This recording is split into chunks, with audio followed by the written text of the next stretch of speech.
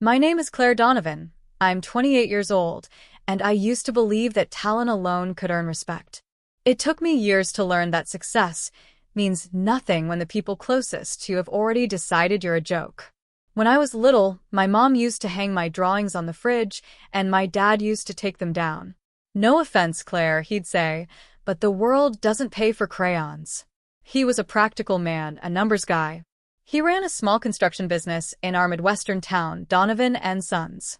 The "and Sons" part always bothered me because there was only one son, my older brother, Ryan. Ryan was everything I wasn't: loud, confident, a natural at shaking hands and closing deals.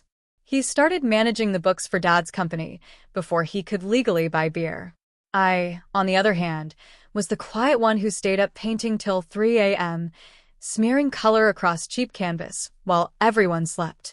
By the time I turned 18, I knew I wanted to study fine arts. When I got my acceptance letter from the University of Chicago's art program, I thought my parents would be proud. I still remember walking into the kitchen holding the envelope like it was a golden ticket. Mom smiled faintly, but Dad just sighed. "Art," he said. "You could have gone into accounting, engineering, something with structure. What are you going to do with art?" "Make something beautiful," I said. He laughed once, short and sharp. "Beauty doesn't pay the bills, Claire." Ryan leaned against the fridge, smirking. "She'll probably end up painting those live, laugh, love signs for Etsy moms." Mom told him to stop, but she didn't disagree. I told myself I didn't care. But that night, I lay awake staring at the ceiling, wondering if they were right. College was both heaven and hell. For the first time, I was surrounded by people who got it. The way colors could speak, the way silence could feel heavy on a canvas. But even as I found my creative voice, guilt followed me like a ghost. Every phone call home was the same. "Dad, still doing your little art thing?" "Mom, you eating okay?" "Ryan, my business professor said people like you end up teaching kids who don't listen." I learned to stop calling. By senior year, I had a small studio space downtown and a part-time job framing photos. I was broke, but happy. That's also when I met Ethan. Ethan worked at the coffee shop below my studio. He was tall, charismatic, and obsessed with success. He studied marketing and called himself an entrepreneur, even though his biggest venture was selling sneakers online. Still, he was charming, and when you're 21 and hungry for someone to believe in you, charm feels a lot like love. At first, he was supportive. He'd watch me paint and say things like, "You're incredible, babe. You're gonna blow up someday." But as months passed, his tone shifted. When I couldn't afford dinner out, he'd joke, "Guess exposure doesn't pay, huh?" When I sold a small watercolor for $200, he said, "That's cute." My friend made that much flipping a phone on eBay. I told myself he didn't mean it, that it was his way of teasing. But little by little, his words started to sound just like my father's. Graduation day came with both pride and dread. My name was announced, I walked across the stage, and when I looked for my family, their row was empty. No one came. They said they were busy with Ryan's expansion project. After the ceremony, I stood outside the auditorium watching other families take pictures. I remember clutching my degree so tightly that the edges bent. My professor, Dr. Lanning, found me there. "Claire, where's your family?" "They couldn't make it," I said, forcing a smile. He studied me for a moment, then said gently, "Sometimes the ones who see least are the ones closest to us. You've got something rare, don't let their blindness become yours." That sentence burned itself into my mind. 2 years later, I was living in a small apartment downtown, scraping by on freelance illustration gigs. I wasn't rich, but I was doing what I loved. Ethan and I had moved in together, though things between us were tense. He'd started a job at a tech startup and suddenly spoke in buzzwords I didn't understand. One night, his friends came over for dinner, young guys in blazers who talked about crypto, investments, and scaling companies. I made pasta, hoping to feel included. Halfway through dinner, one of them asked, "So, Claire, what do you do?" I smiled. "I'm an artist. I design for magazines and commissions." Ethan laughed before I could finish. "She means she paints pretty things and hopes someone buys them." The table erupted in laughter. My face went hot. I tried to laugh it off, but something inside me cracked. Later that night, when his friends had gone, I asked, "Why did you say that?" He looked at me like I was overreacting. "Babe, relax. It was a joke. You take everything so personally. Because you embarrass me in front of everyone." "Come on," he said. "They all know you're talented. But let's be real, you're not exactly changing the world with watercolors." That night, I slept on the couch. A month later, my family threw a party for Ryan. He'd just been named Young Businessman of the Year by the local Chamber of Commerce. Ethan wanted to go. "I haven't seen your parents in forever," he said. "Maybe they'll finally stop giving you grief." I didn't want to go, but part of me wanted to prove I wasn't a failure. When we arrived, the house was packed. My dad was shaking hands, my mom serving wine, and Ryan stood by the fireplace, smiling in his tailored suit. When he saw me, he grinned. "Hey, Picasso. Haven't gone broke yet." People laughed. Ethan laughed too. I forced a smile. Still surviving. Ryan motioned toward a giant framed article on the wall, a newspaper spread about his company's success. "Real success comes with numbers, sis. You should try it sometime." I opened my mouth, but my father cut in. "Let it go, Claire. He's right. You're bright, but you chose a road that leads nowhere. You're 26. Maybe it's time to get serious." "Serious?" I repeated. "I am serious." Ethan chuckled softly beside me. "They're not wrong, babe. "You could do more with your talent if you learned to sell it." The laughter, the condescension, the smug faces, it all blurred into one humiliating haze. I set my drink down, stood up, and said, "Excuse me." No one stopped me. I walked out of the house, into the cold night, and sat in my car shaking. I wanted to scream, to cry, to hit something, but instead, I just whispered to myself, "You're not wrong." They are. That was the night I decided I wouldn't waste another second trying to convince small minds of big dreams. The next morning, I applied for a fellowship in New York. It was a long shot, a prestigious art and design program sponsored by a top creative firm. Thousands applied every year. Only 6 were chosen. I didn't think I'd get in, but I did. 2 months later, I was packing my bags while Ethan stood in the doorway, scowling. "So, you're just leaving?" "Yes," I said. "For once, I'm choosing myself." He scoffed. "You'll be back in a year, broke and lonely." I smiled faintly.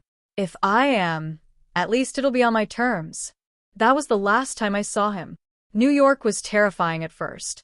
I lived in a shared apartment with 2 other fellows, surviving on instant noodles and long hours. But for the first time in my life, I felt like I was where I belonged. Every day was a blur of color and creation, murals, digital installations, charity art for underfunded schools. I worked until my hands cramped, until the ache in my chest was replaced by something stronger, purpose. Years passed quickly. I went from assistant to lead designer, then creative director for a global design agency. My work began appearing in exhibitions on magazine covers, even in Times Square campaigns. And then one morning, an email arrived. "Dear Ms. Donovan, we are honored to inform you that you've been selected as the recipient of the Distinguished Alumna Award from the University of Chicago School of Fine Arts. We would be thrilled if you would attend as our keynote speaker." I stared at the screen for a long time, trembling. The ceremony would be held in my hometown, the same town where they'd laughed. That night, as I looked out over the New York skyline, I whispered, "You called it pointless. Let's see what pointless can do." I didn't know then just how poetic that ceremony would become. Because fate, it seemed, wasn't done with irony yet. The plane touched down in my hometown just after noon on a gray Thursday. I hadn't been back in almost 6 years, but as soon as the wheels hit the runway, the memories came rushing back like a wave that had been waiting to crash. The small airport looked the same vending machines, same faded posters for the local rodeo, same smell of burnt coffee. It was strange how a place could stay frozen while you'd spent years breaking apart and rebuilding yourself. I stepped off the plane in a long beige coat, carrying a leather satchel instead of my old art bag. My hair was neater, my shoes newer, and my heart heavier than I'd expected. The University of Chicago School of Fine Arts had booked me a room at a nearby hotel, but the ceremony was 2 days away. That meant 2 long days in the town where everyone once told me I'd fail. When I picked up the rental car, I hesitated before entering the old neighborhood. Every street sign felt like a ghost calling me by name. Our family house sat on a quiet cul-de-sac lined with maple trees now bare for winter. The driveway was freshly paved. Ryan's doing, no doubt. A shiny black SUV sat out front. I parked across the street and stared through the windshield for a long time. I almost didn't go in. I could have driven away, gone straight to the hotel, avoided all of it.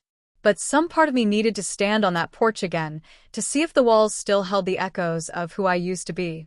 When I finally rang the doorbell, it was Ryan who opened the door. He froze, blinking. "Claire?" "Hi," I said, trying to smile. He laughed once, surprised. "Well, this is unexpected." "What? The big city got boring?" I ignored the jab. "I'm in town for an event. Thought I'd stop by." He leaned against the frame, smug as ever. "Still doing your art thing?" "Still," I said evenly. "You?" He grinned. "Running 3 divisions now. Expansion's tough, but someone's gotta lead." Behind him, I heard Mom's voice. "Ryan, who is it?" When she saw me, her eyes widened. "Oh my lord, Claire."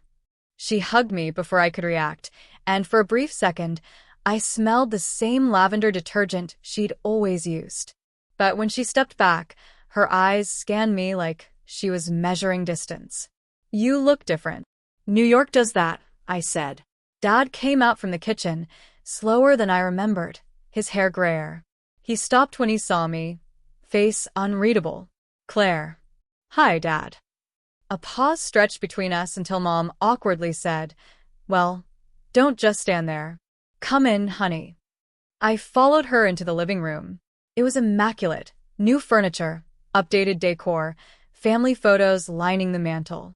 There were pictures of Ryan's kids, his wife in front of their lake house, Dad holding a Business of the Year award. Not a single trace of me. I glanced around and asked softly, "You redecorated?"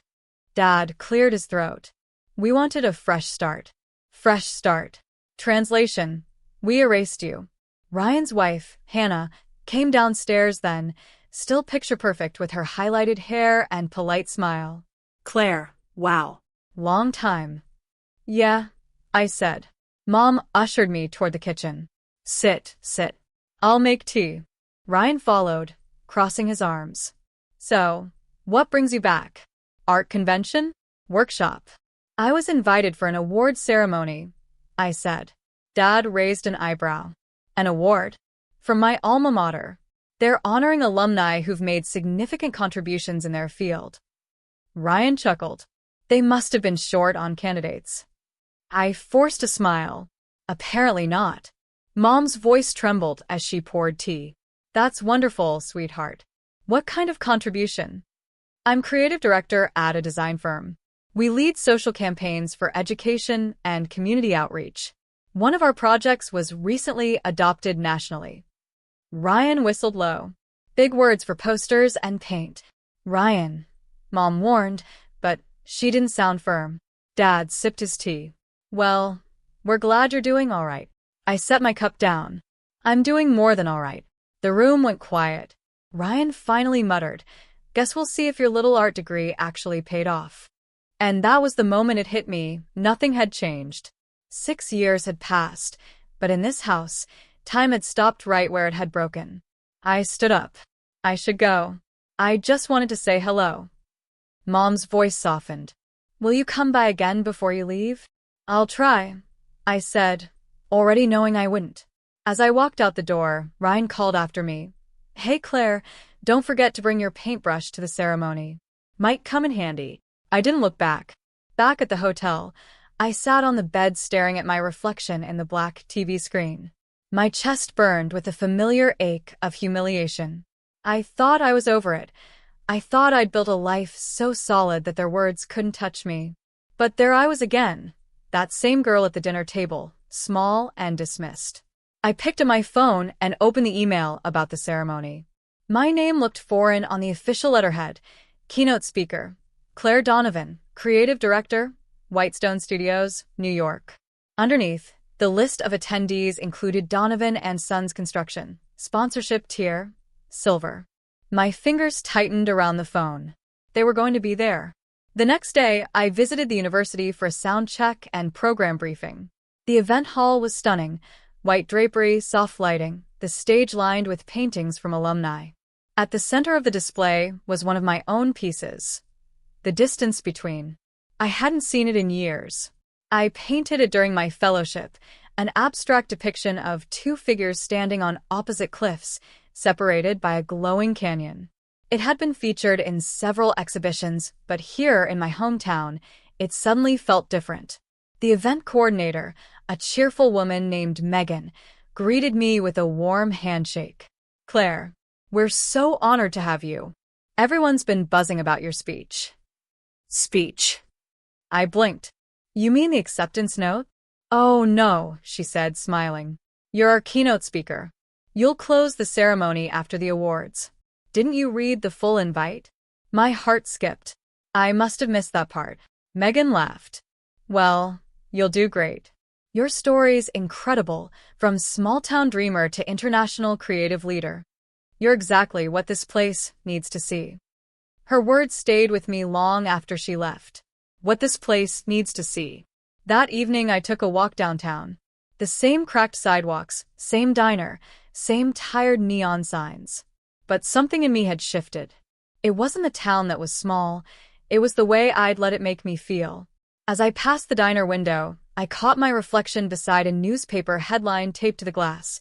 Donovan and Sons Construction expands to 3rd County. Ryan's photo was underneath, smiling. I couldn't help it, I laughed. Not bitterly, not cruelly, just softly. Because for the first time, I realized I didn't need to outrun them. I'd already outgrown them. The day of the ceremony arrived bright and cold. The hotel valet pulled up my car while I adjusted my coat. My hair was styled, my badge clipped to my blazer, my name gleaming in bold print. Keynote speaker, Claire Donovan. When I arrived, the lobby buzzed with chatter. Local business owners, alumni, sponsors, everyone was there. And among them, standing near the refreshment table, was my family. Ryan spotted me first. His eyes widened when he saw the placard in my hand.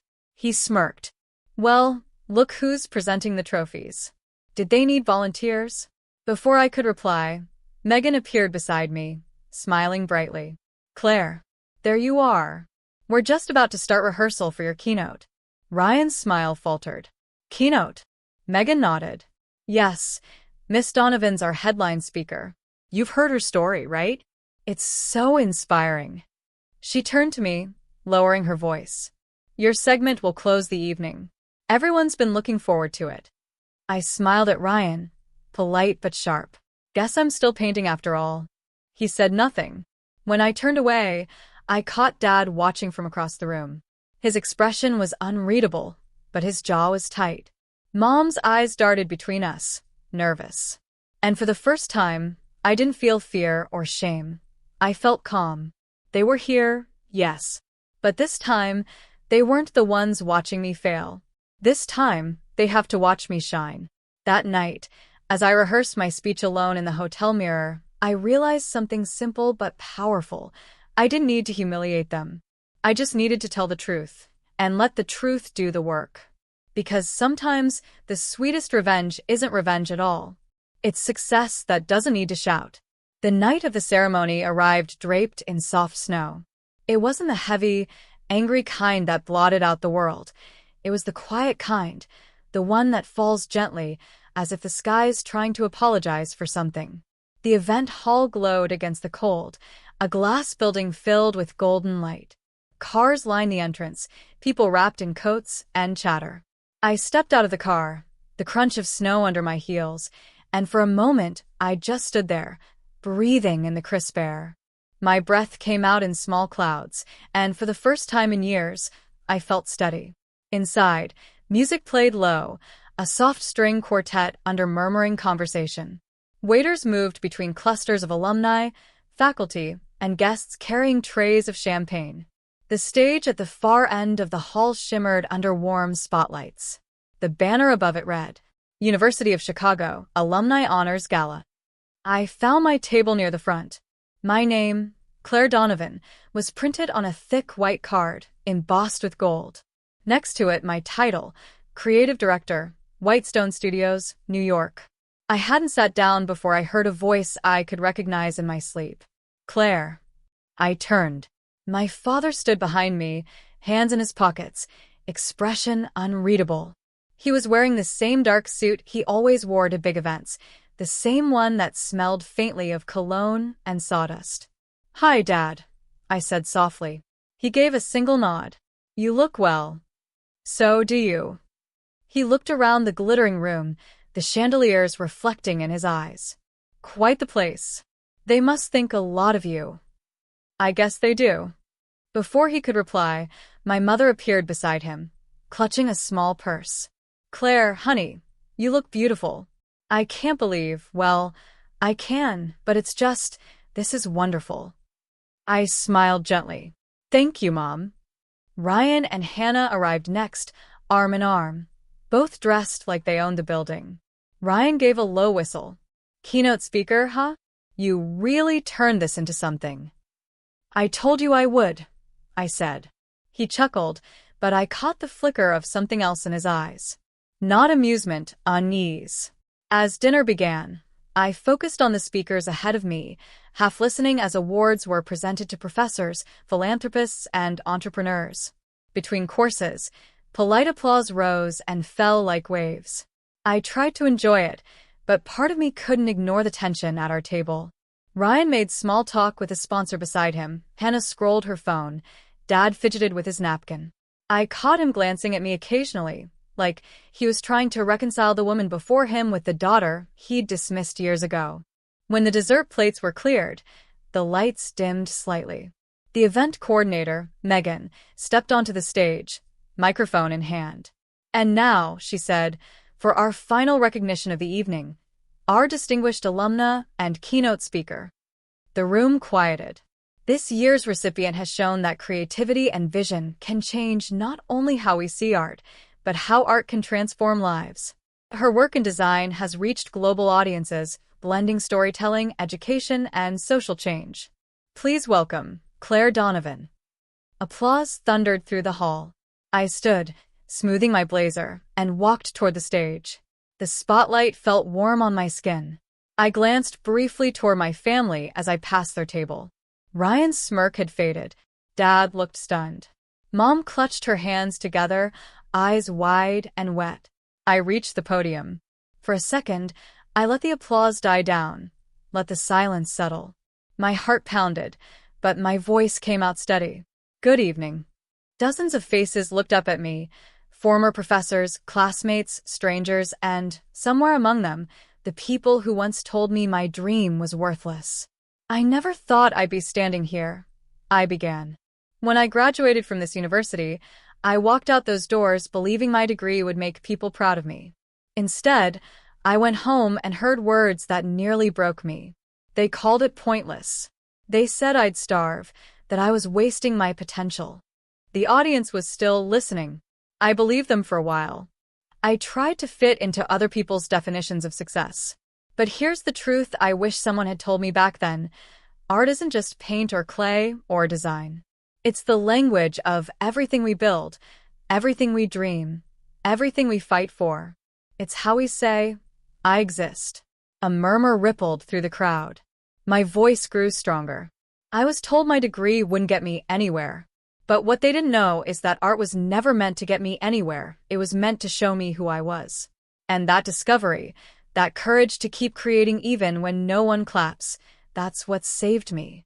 I paused, glancing at the audience, then at the front table where my family sat. I stand here tonight not because I proved them wrong, but because I stopped needing to. Every time someone told me to give up, I painted through it. Every time someone mocked my work, I turned it into fuel. And every time I doubted myself, I remembered that even the smallest light can't be unseen once it burns. I took a deep breath. So, To anyone who's ever been told their dream is silly, that their passion doesn't matter, let me say this. There will be people who laugh, who dismiss, who try to measure your worth by their rulers. Don't shrink to fit them. Outgrow them. Outwork them. Outlast them. And one day, they'll have to sit in the audience while you take the stage. The hall erupted in applause. Not polite applause, real, thunderous, heartfelt applause. People stood, clapping, cheering. Some even whistled. From the corner of my eye, I saw my father stand slowly, almost mechanically, joining in. My mother wiped her eyes. Ryan didn't move. He just stared, frozen, his fork untouched. I smiled, bowed my head slightly, and stepped back from the microphone. After the ceremony, people surrounded me, professors, sponsors, students. They shook my hand, took photos, asked questions. I smiled, thanked them, posed for pictures. I was floating, somewhere between exhaustion and disbelief. When the crowd began to thin, I stepped outside to breathe. The snow had picked up again, flakes swirling under the streetlights like confetti. I stood there for a while, letting the cold touch my face, when I heard the door open behind me. Claire. It was my father. He walked toward me slowly, his breath visible in the cold air. He looked smaller than I remembered, shoulders bent slightly under the weight of years, or maybe regret. That speech, he said quietly, you really meant all that? Every word, I said. He nodded, jaw tight. You did good, kid. Real good. For a moment, that was all. But then he added, his voice cracking just slightly, I was wrong about you. I turned toward him. No, Dad. You were wrong about art. He stared at me for a long moment, then let out a breath that sounded almost like a laugh. Guess I was. We stood there in silence, watching the snow. When I finally looked at him again, I said softly, I wanted you to see that I was never wasting my life. I just wasn't living the one you wanted for me. He nodded again, eyes glistening. I see that now. He didn't hug me, Dad was never good at that, but he put a hand on my shoulder, firm and warm. It was the first time he'd touched me like that since I was a child. Inside, I found Mom near the coat rack. She threw her arms around me. I'm so proud of you, sweetheart. I can't believe I ever doubted you. I hugged her back, whispering, It's okay, Mom. You just didn't understand. From across the room, I caught Ryan's gaze.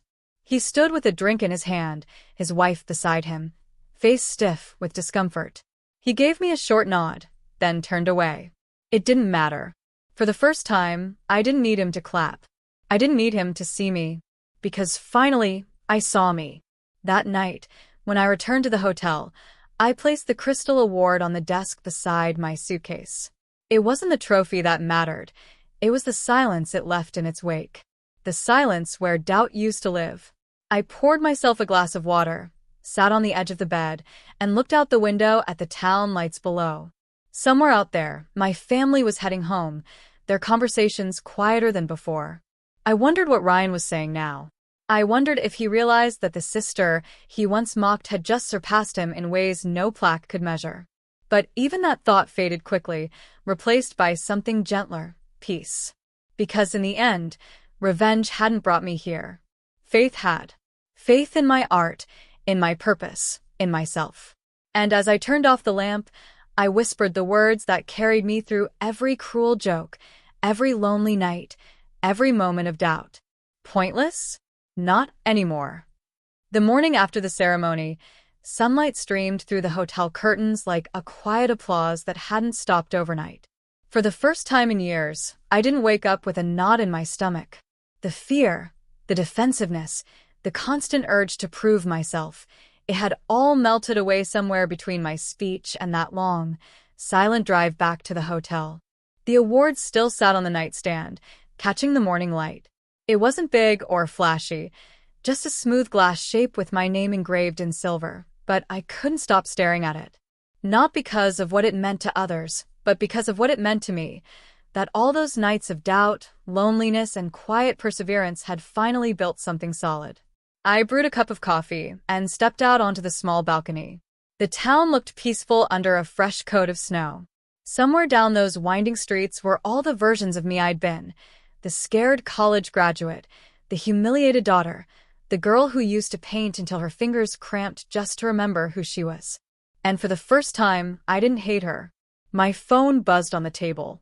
I expected messages from colleagues or the university. Instead, the first text made my breath catch. Dad.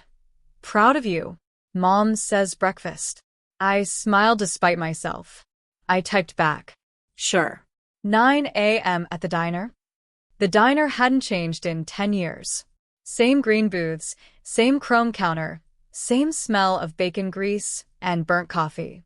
When I walked in, Mom waved from a corner booth. She looked nervous and relieved at the same time. Dad sat beside her, stirring his coffee as if concentrating on the act itself. I slid into the seat across from them. Morning. Mom smiled, her eyes still a little red.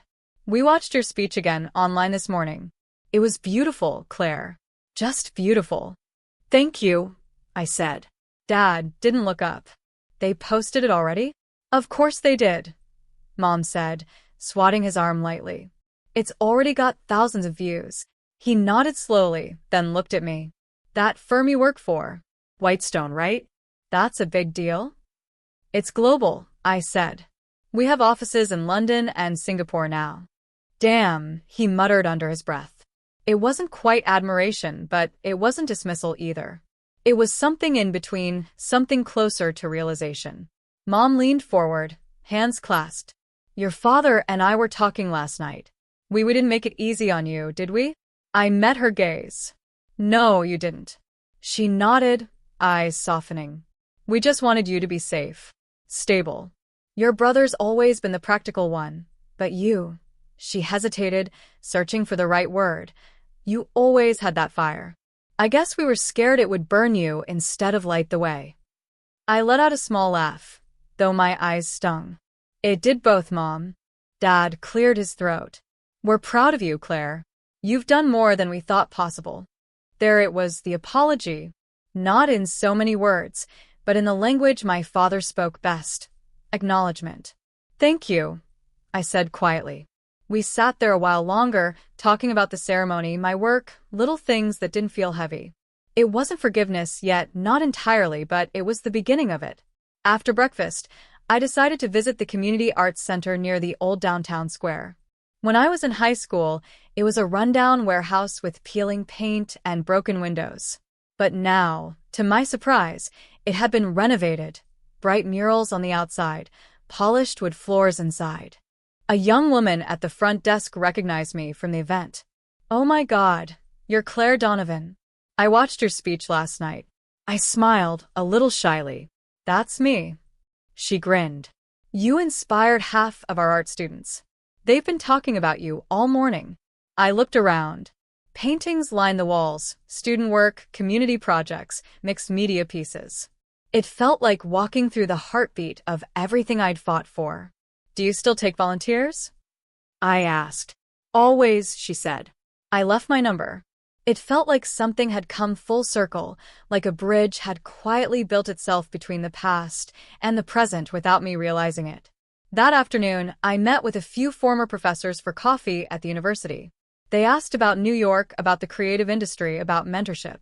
Dr. Lanning, the same professor who once found me crying outside graduation, sat across from me with a proud smile. I always knew you had it, Claire. You just needed time to let the noise fade. The noise? I asked.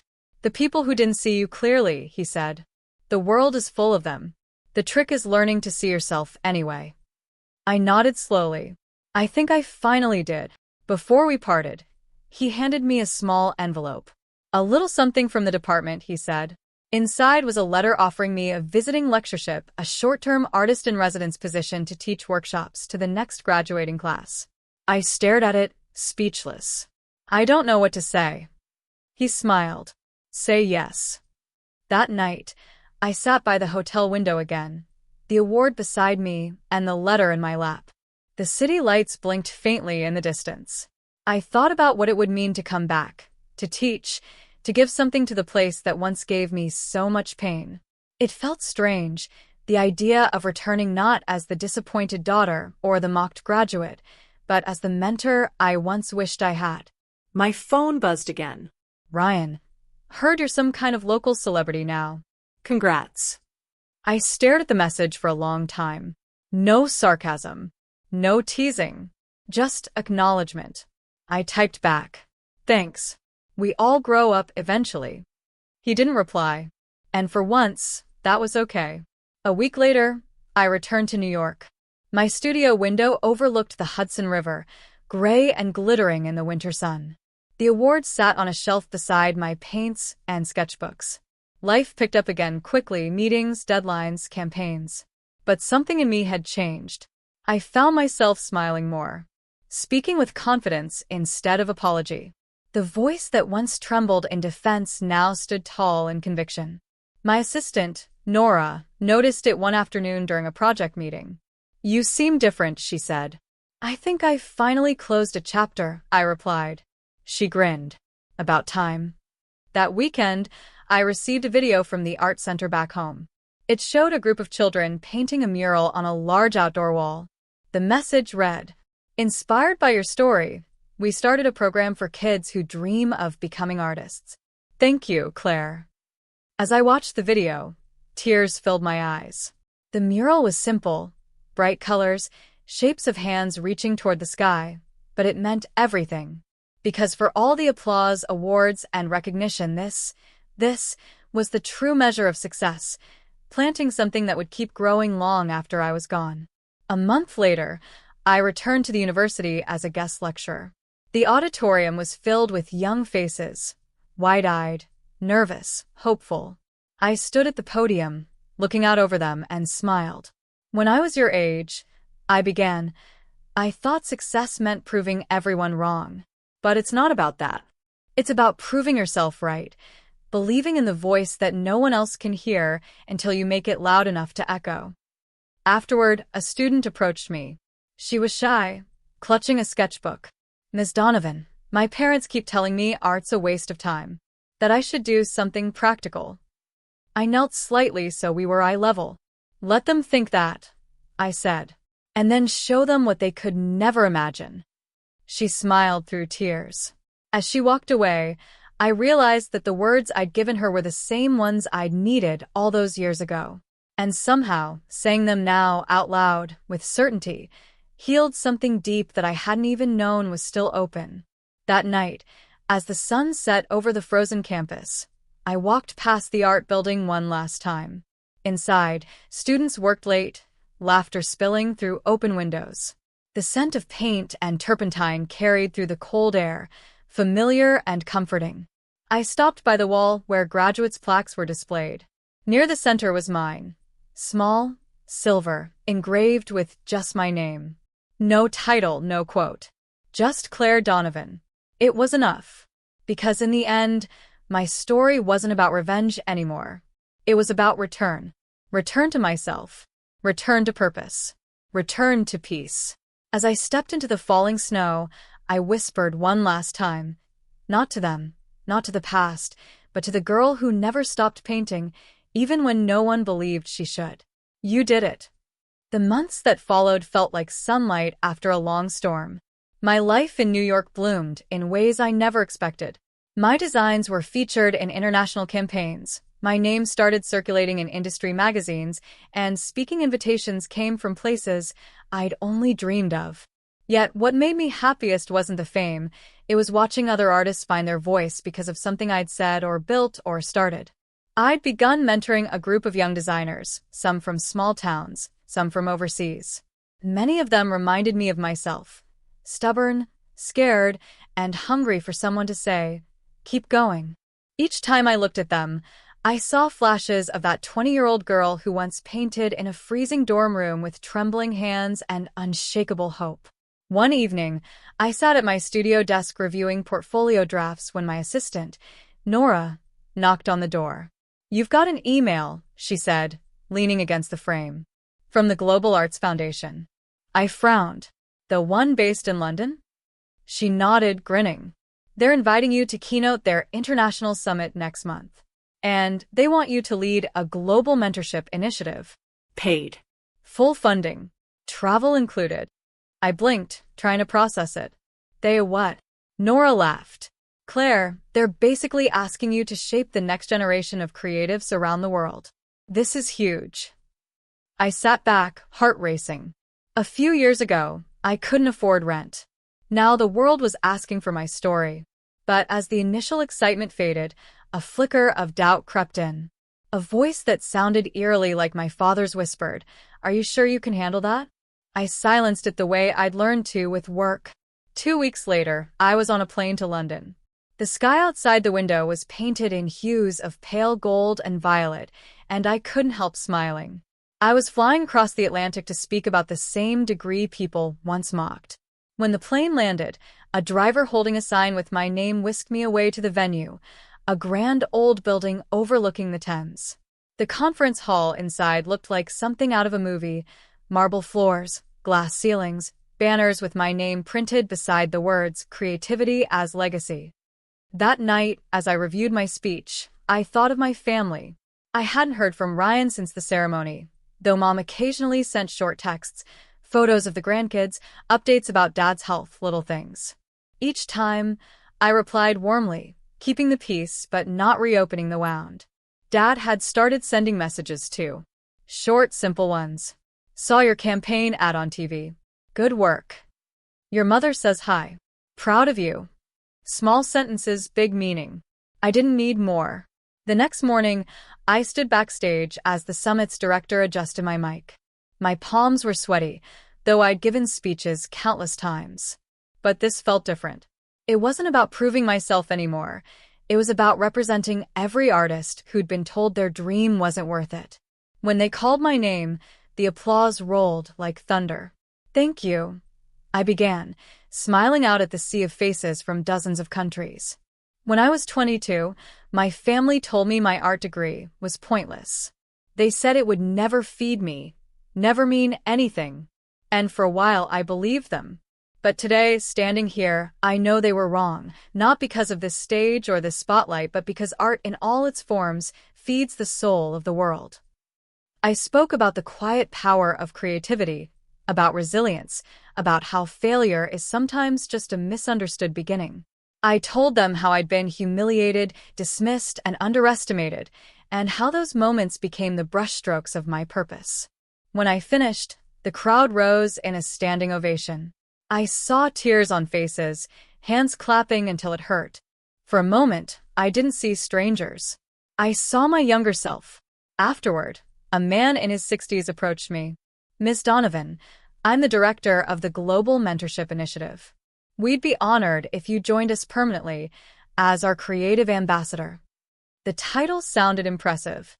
The salary was astronomical. The role would mean global travel, international exposure, and less time for actual creation. "Think about it," he said, handing me a sleek envelope. "People follow you because of your authenticity. You could inspire millions." That night, I sat in the hotel lobby staring at the envelope, the weight of the decision pressing down on me. It felt like the ultimate validation. And yet, something about it didn't sit right. If I accepted, I'd be the face of a global brand. But I'd have to give up the small, personal work, the art that had saved me in the first place. I thought of my students, the kids back at the community center, the girl who once asked me if she should give up painting. I thought of what success had felt like before, the pure joy of creating something real, something that mattered, not something that sold. Was I ready to trade meaning for magnitude? I didn't sleep that night. When morning came, I decided to clear my head with a walk along the river. The air was damp and crisp, the city alive with motion. I passed a group of street artists painting a mural under a bridge. Their work was raw, messy, electric. One of them, a young woman in a red beanie, caught me watching and waved. "Want to try a stroke?" she called. I hesitated, then laughed. "It's been a while." She handed me a can of spray paint. "Art never forgets you." Something about that line hit me hard. I pressed the nozzle and watched the color bloom against the concrete, bright turquoise, smooth and alive. A shiver ran through me, the same thrill I'd felt years ago when I first touched a brush. I'd missed this, the quiet dialogue between the soul and the surface. When I stepped back, the woman smiled. "You've done this before." "Yeah," I said softly. "A lifetime ago." Back at the hotel, I called my mom. She answered on the second ring. "Claire, how's London?" "Beautiful," I said. "And confusing." "Confusing how?" I hesitated, then sighed. They offered me something big. Global work, leadership, all the prestige. But I don't know. It feels like stepping away from the thing I love most. There was a pause. Then Mom said something that surprised me. "Honey, success is only worth it if it feels like peace. If it starts feeling like noise again, walk away." I closed my eyes, smiling faintly. "You sound like my old professor." "Maybe he was right," she said. "Maybe the world doesn't need more people who climb higher. It needs more people who create something real where they stand." I laughed softly. "You've changed, Mom." "So have you," she said. "But don't lose the girl who started it all. The one who just wanted to make something beautiful." That night, I wrote my answer to the Global Foundation. "Dear Mr. Harlan, thank you for the offer. I'm deeply honored, but I must decline. I believe my work belongs closer to the ground, where art meets real people, not conference stages. I hope you understand. With gratitude, Claire Donovan." When I hit send, I felt something I hadn't felt in a long time. Relief. I didn't need to be everywhere. I just needed to be true. A few weeks later, I returned to New York. My studio was waiting, filled with the quiet hum of unfinished projects and the faint smell of paint and coffee. Nora looked at me expectantly as I walked in. "So," she asked, "are we moving to London?" I smiled. No. "We're staying right here." She looked surprised, then nodded. "Good. Because the community art program you started just got approved for city funding. Looks like we're going global from home." I laughed. "Perfect." We celebrated that night with takeout and music. As I looked around at the small team I'd built, artists, interns, dreamers, I realized this was the empire I wanted. Not marble halls or spotlights, but connection. The kind that could outlast applause. Later that week, I received a small package in the mail.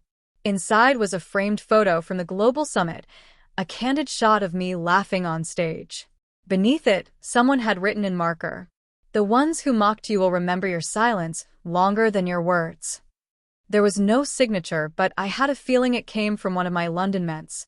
I set it on my shelf beside the award, my brushes, and a tiny framed print of my first ever painting, the one my father once called childish. Now, it looked timeless. That night, as I sat by the window, city lights blinking like stars below, I thought about everything that had happened. The ridicule, the heartbreak, the triumph, the temptation. If the younger me could see this life now, she'd cry. Not out of pride, but out of relief. Relief that all her pain had turned into purpose. And maybe that's what outranking really means, not standing above others, but standing firm in who you are when the world tries to bend you. I smiled, picked up my brush, and began painting again. No deadlines, no clients, no speeches, just color, silence, and peace. The world could keep its applause. I had found my meaning. 6 months passed since the London summit, and life settled into a rhythm that felt honest. My days were filled with projects that mattered: community murals, charity collaborations, mentorship workshops, and an ever-growing art program that helped underfunded schools rebuild their creative spaces. Every morning, I woke up before dawn, brewed my coffee, and stood by my studio window watching the city stir to life. For once, I didn't feel like I was chasing anything. I'd already caught what I needed: peace. One Tuesday morning, as I was reviewing design drafts for a local youth art campaign, Nora peeked into my office. "You've got a visitor," she said. I frowned. "A client?" She shook her head. "He didn't say. But he looks like he's from home." I froze. Home. When I walked out to the reception area, I stopped short. Standing there, looking slightly out of place among the sleek walls and framed art, was Ryan. He was older than I remembered, his hair shorter, his posture less cocky. There were lines around his eyes, and a heaviness in the way he held himself. Hey, sis, he said, forcing a smile. I took a slow breath. Ryan, this is unexpected. Yeah, he said. Mind if I sit?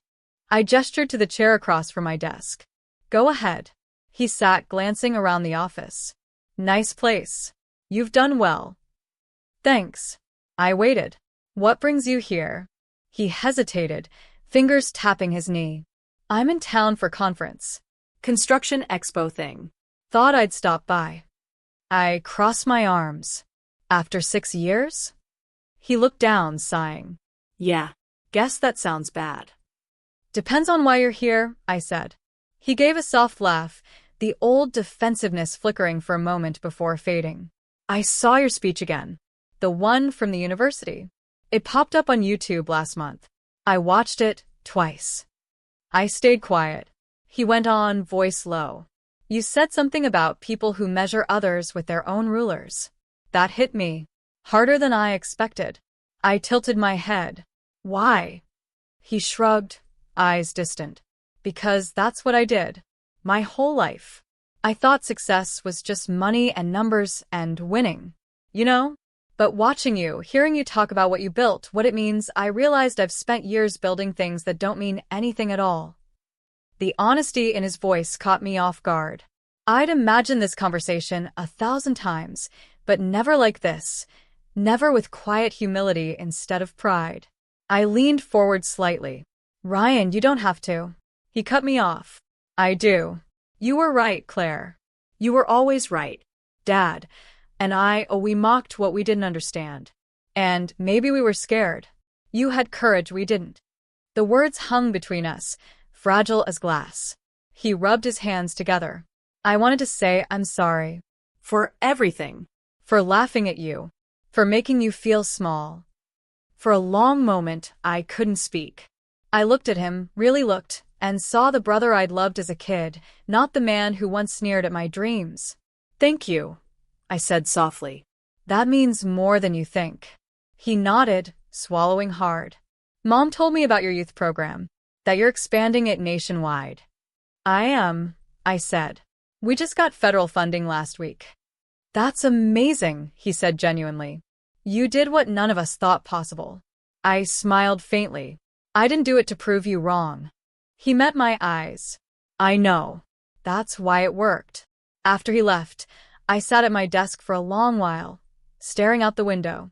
Forgiveness, it turned out, didn't feel like fireworks. It felt like exhaling after holding your breath for years. That evening, my mom called. Your brother said he saw you, she said, voice warm. He said it went well. It did, I said. I'm glad, she whispered. You've given this family more grace than we deserved. Mom. No, listen, she interrupted gently. You taught us something, Claire. We spent years thinking success meant control. But you built something out of love. Out of faith. That's bigger than any company. I felt tears burn my eyes. Thanks, Mom. Your dad's been painting lately, she said suddenly. I blinked. Dad. Yeah, she said with a small laugh. He joined a senior art class at the community center. Says it helps him relax. I smiled, so wide it hurt. You're kidding. Nope. He even painted the barn last week, though he calls it a modern interpretation of resilience. We both laughed until we couldn't breathe. When the laughter faded, Mom said softly, You changed us, honey. All of us. You didn't just prove your point.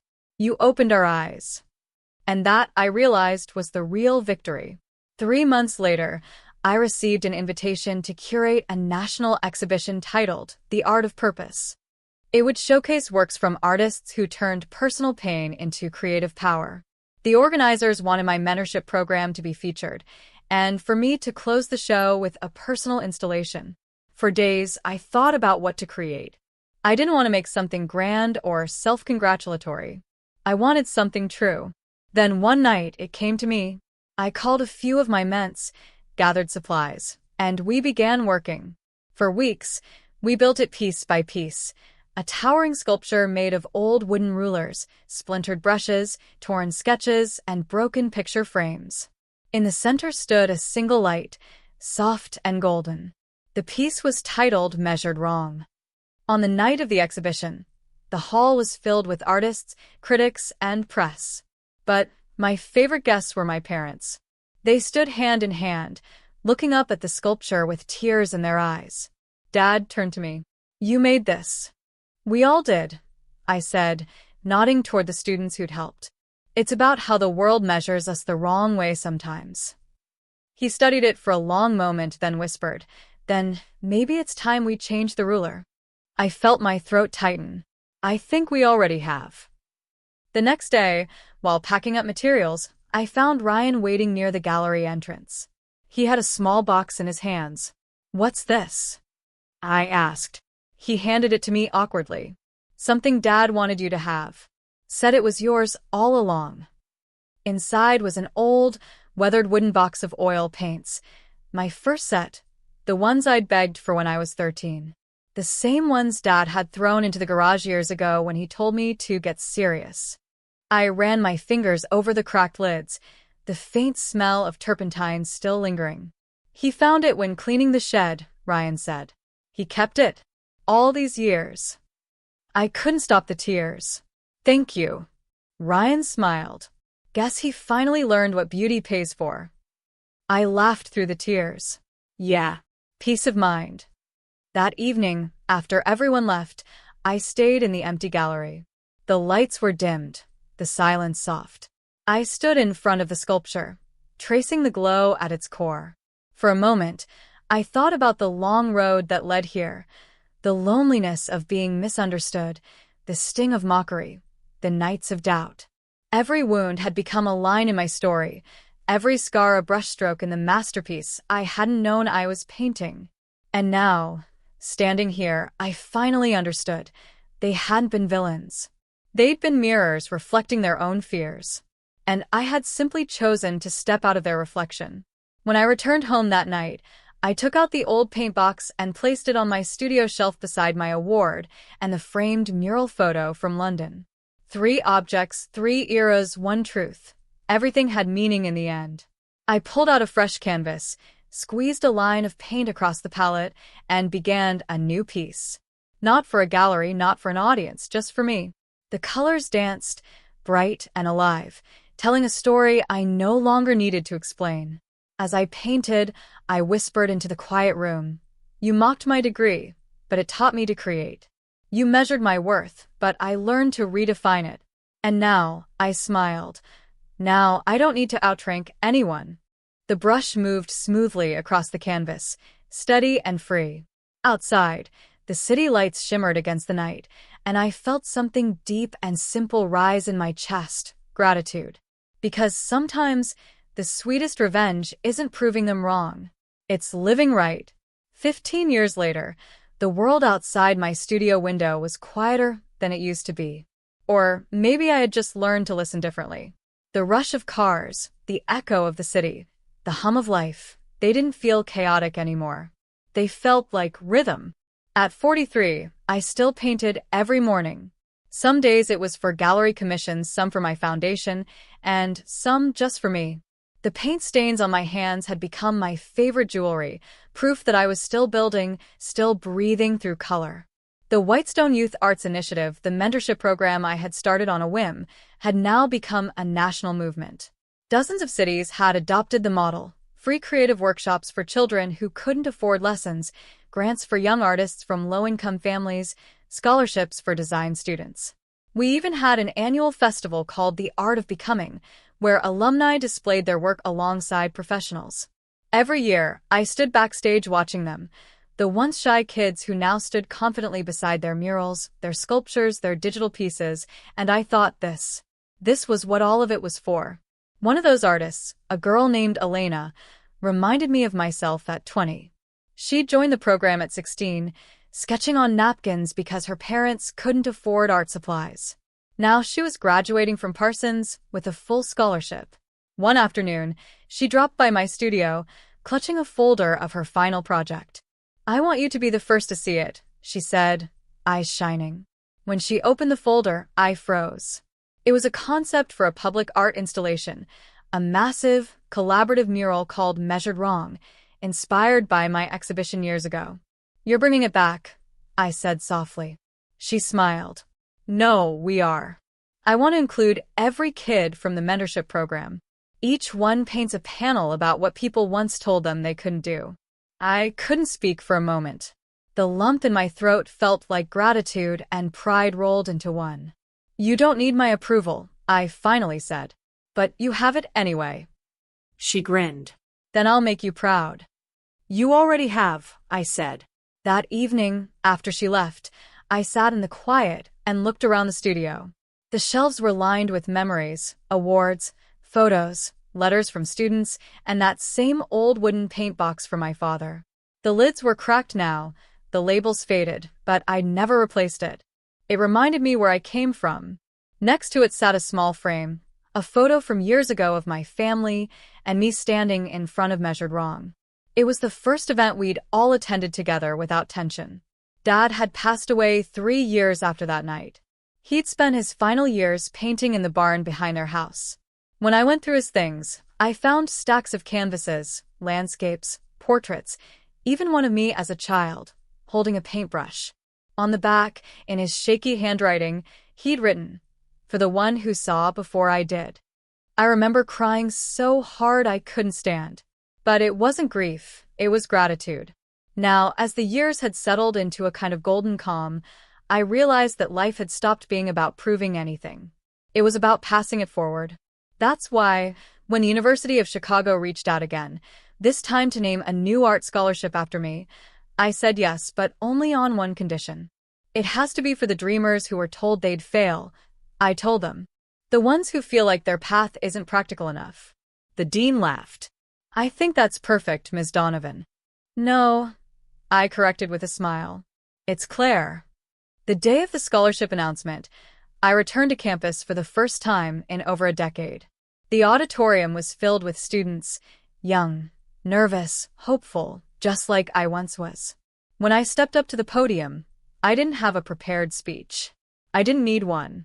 I used to sit where you're sitting, I said. I used to think the world was too big, and I was too small. I was told my degree was pointless, that my art would never matter. But life has a way of proving that the smallest brushstroke can still change the picture. I paused, smiling at their faces. You don't have to chase validation.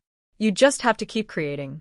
Because when you make something from truth, something that carries a piece of you, it will outlast every voice that ever tried to silence it. The applause was soft but sincere. Afterward, as students came up to thank me, I saw my younger self in all of them, wide-eyed, scared, and secretly unstoppable. Later that afternoon, I drove back to the neighborhood where I grew up. My parents' old house still stood, though Ryan lived there now with his wife and 2 teenage daughters.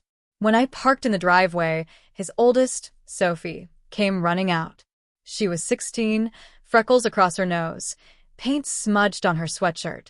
"Aunt Claire," she shouted. "Dad said you'd come." I laughed, hugging her. "What's this?" I asked, pointing to the smears of blue on her sleeve. "Art project," she said proudly. "I'm painting the school's hallway mural." "Well," I said, smiling, "I guess it runs in the family." She rolled her eyes playfully. "Dad said you'd say that." Ryan came out then, wiping his hands on a rag. He'd built a new porch, painted the shutters white. "Hey, Claire," he said, grinning. "She's been waiting all day." "I can tell," I said.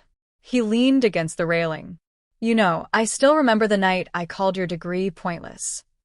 "So do I." He smiled faintly. "You ever going to let me live that down?" "I already did," I said. "You just haven't forgiven yourself yet." He chuckled softly. "Maybe not. But watching Sophie paint, I get it now. I see how happy she is. And I see you in her." I glanced toward the yard where she was setting up her easel. "Then I think we're both lucky." We stood there a while in comfortable silence. Before I left, Ryan handed me a small canvas wrapped in brown paper. "Something Dad painted before he passed," he said quietly. "I think he wanted you to have it." When I got home and unwrapped it, I gasped. It was a simple painting, just a figure standing on a hill, brush in hand, looking out over a bright horizon. The caption at the bottom read, "Pointless, no more." I pressed the canvas to my chest and laughed through my tears. Months later, the new mural project led by Elena launched in Chicago. Hundreds of students gathered to paint together, each panel a story of resilience and belief. They asked me to attend the unveiling, but I told them no. "It's your moment," I said. "You don't need me there to make it real." Still, when the photos arrived later, I stayed up half the night looking at them, faces full of color and pride, the wall blazing with words like persistence, courage, voice, faith. And right at the center, painted in bold blue letters, "Create anyway." I smiled, tears slipping down my cheeks. It was the phrase I'd written in my journal years ago after that humiliating dinner, the night everything fell apart. Now, it was part of a public mural that stretched across city blocks. That winter, I held my first solo exhibition in nearly a decade. The title, The Long Canvas. It was a collection of paintings chronicling my journey, every emotion, every lesson. On opening night, as guests filled the room, I walked quietly among them. There were pieces of every chapter, the loneliness, the rise, the forgiveness. But at the end of the exhibit stood one final painting, larger than the rest. It showed a young woman sitting at a dinner table surrounded by blurred faces, laughter frozen mid-motion. She sat quietly, looking down at her sketchbook, her hands steady. The caption read, "This is where it started." People lingered before it, silent. Some wept. Others just nodded in understanding. A journalist later asked me, "Is this painting about revenge? About proving them wrong?" I smiled. No. It's about remembering who you were before they told you who to be. When the exhibition closed, I returned to my studio and painted one last canvas, just for me. No galleries, no press releases. It was a portrait of my hands, aged, lined, still dusted with paint. Around them, I painted faint echoes of all the people who'd shaped my journey, my parents, my brother, my students, my younger self. When it was done, I wrote 3 words in small script at the bottom corner. Art is forgiveness. Because that's what it had become. Not rebellion. Not revenge. Not validation. Forgiveness. Forgiveness for them, for not understanding. Forgiveness for myself, for trying so long to make them. And as the last brushstroke dried, I whispered to the quiet room. They mocked my degree. But they didn't know it was never about the degree. It was about the courage to keep creating when no one believed I should. I leaned back, watching the colors blend together one final time. Outside, snow began to fall again, soft, quiet, forgiving. I closed my eyes, smiled, and whispered to the girl I once was. "You outranked them all. And not because you won, but because you became."